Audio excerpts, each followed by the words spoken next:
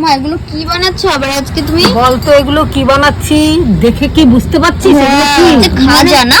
হ্যাঁ, পুরীর খাজা। দেখেও তো মেলায় গেলে খাস। হ্যাঁ, রথের মেলাতে খাজা। খাজাগুলো দেখছিস তো এইরকম। এরপরে তেলে দিলে দেখ, তারপরে রসে দিলে আবার অন্যরকম। আবার অন্য। খেয়ে দেখবি আমি কিরকম খাজা বানাই। বলতে হবে পুরীর মতন খেলি কিনা। হ্যাঁ, কিন্তু এত সুন্দর বানানোটা দেখাচ্ছে সবাইকে, যাতে সবাই বাড়িতে বানিয়ে খেতে পারে। হ্যাঁ, কি সুন্দর ভাত ভাত দেখো ভেতরে, কি সুন্দর ফুলেছে না মা? দেখেছিস?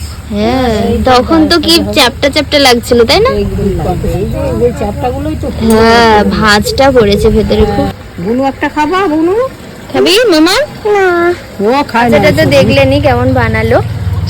আমি একটু খেয়ে দেখছি, খুব ভারী ভারী হয়েছে আর খুব সুন্দর গন্ধ আসছে।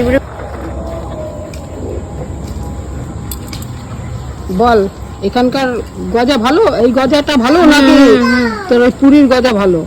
কত সুন্দর গজাটা হয়েছে দেখ। দুটোই দুই রকমের হয়েছে, কিন্তু এটা খুব সুন্দর হয়েছে। পুরীর গজা তো খেয়েইছি আমরা, কিন্তু বাড়িতে বানানো এভাবে কত সুন্দর রস ঢুকেছে। হ্যাঁ হ্যাঁ, প্রত্যেকটা ভাজের মধ্যে রসগুলো মিশে গেছে, মানে একটু মানে খাপছাড়া খাপছাড়া নেই, যে পুরো ভেতরের মধ্যে রসগুলো ঢুকেছে।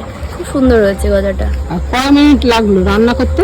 বেশ সময় না বলো? ভিজালাম হয়তো, খালি নেড়েচেড়ে উঠিয়ে ফেললাম।